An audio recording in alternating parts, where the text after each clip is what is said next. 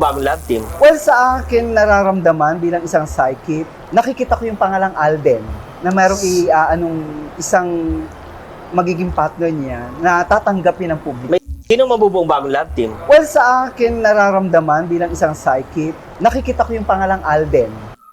Welcome back, mga kaaldab. Ito ngayon ang trending at talagang pinag-uusapan. Sino nga po ba ang nakikita nga po nila na magkakaroon nga po o bagong love team na sinasabi po ng iba? Sabi ko nga po sa inyo, wala naman pong iba kundi eto, para lang klaro, Kathryn po talaga siya. Di po ba? Although sinasabi ng iba na malabo yun, pero dito di po ba? Hindi to, kumbaga ano lang to hindi masabi natin na totoo. Kumbaga ito prediction niya lang po yan. Di po ba?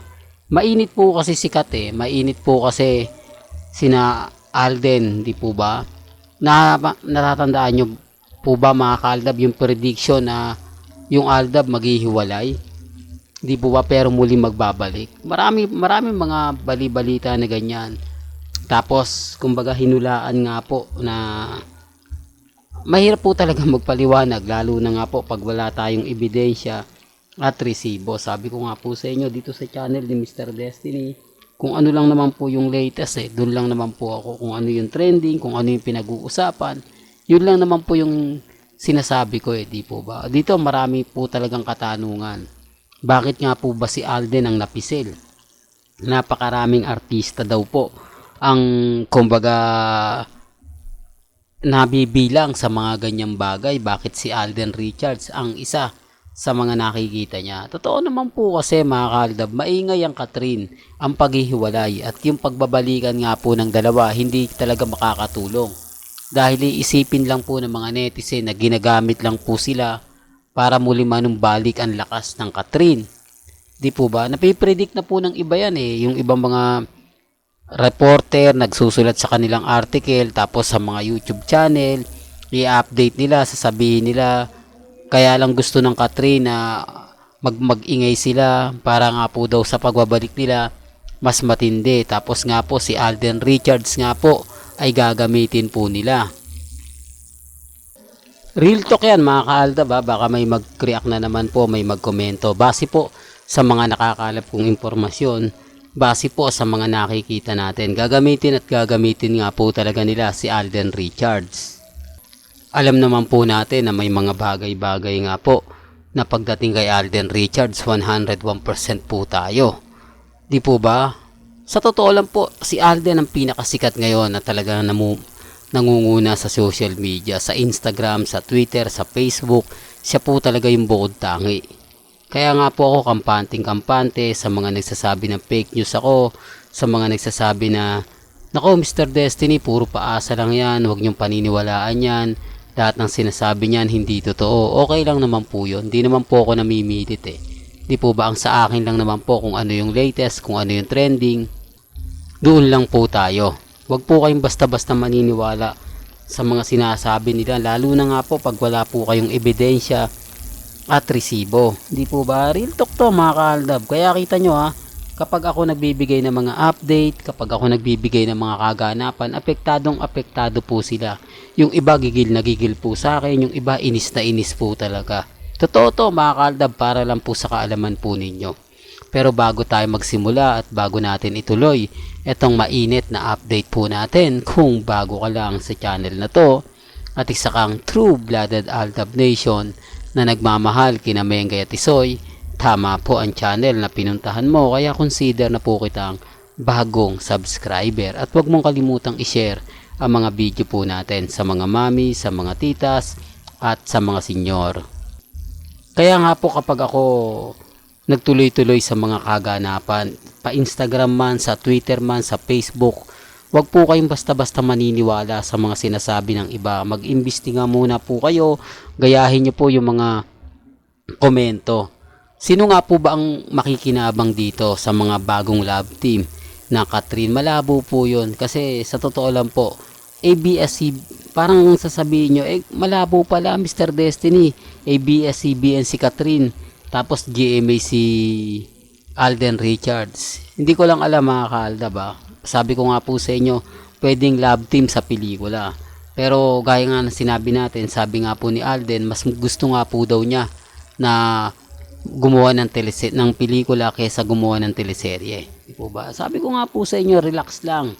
Maging matatag lang po kayo, maging kampante. Ang importante lang naman po dito, maging updated ka kung ano po yung latest, kung ano po yung trending, doon lang po tayo. Huwag po kayong padadala sa mga pahayag po ng iba. Ito, prediction lang to ha. Pwedeng mangyari to, pwede ring hindi. Hindi naman po natin sinasawalang bahala. Kaya lang siyempre nakapagtataka, no? Kumbaga, mas nauna pa ito. Dapat hindi muna, di po ba? Alam naman po natin na mainit, di po ba? Although sasabihin ng iba, po pwede si Catherine napunta sa GMA Kapuso. Di po ba? Pwede na siyang lumipat kung gugustuhin niya. Ang dami kasing senaryo, ang dami kasing mga komento na yun nga po yung masasabi natin prediction. Yan po ay galing po sa kanila, hindi po sa akin yan. Ako lang naman po yung nagbibigay ng update.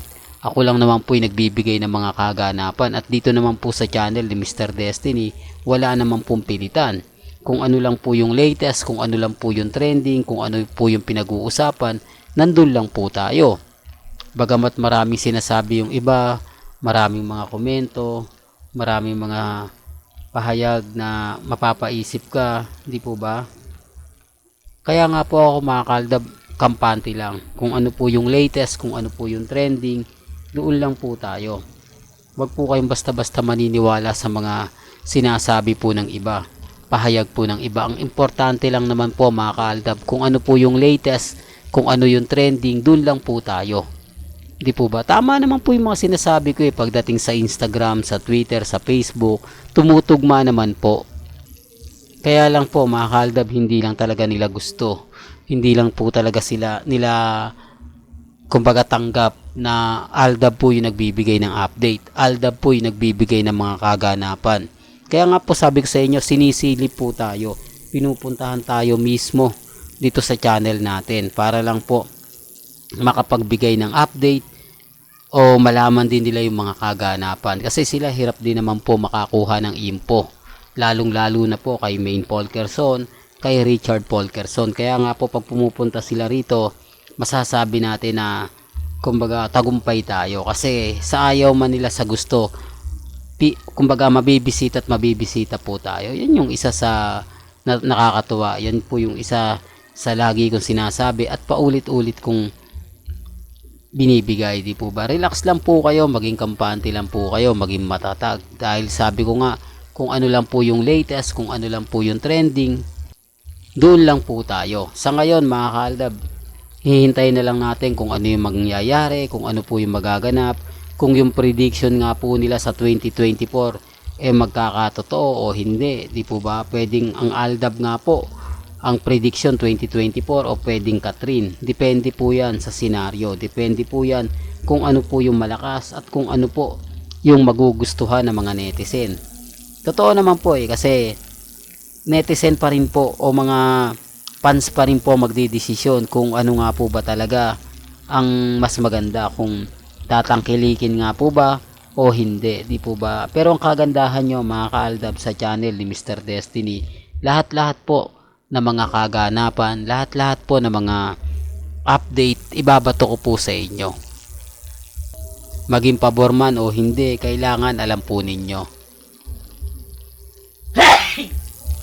Pasensya na po. Ibig kong sabihin mga kaaldab, pabor man o hindi, kailangan updated kayo. May mga bagay-bagay nga po na napakarami nga pong komento, napakaraming sinasabi, mapapaisip din kayo na bakit nga po ba nangyayari yung mga ganitong bagay? Bakit nga po ba pinag-uusapan yung mga ganitong bagay na wala namang katuturan? Di po ba? Normal lang na ang prediction sa 2024, Alden, Catherine, yan po talaga.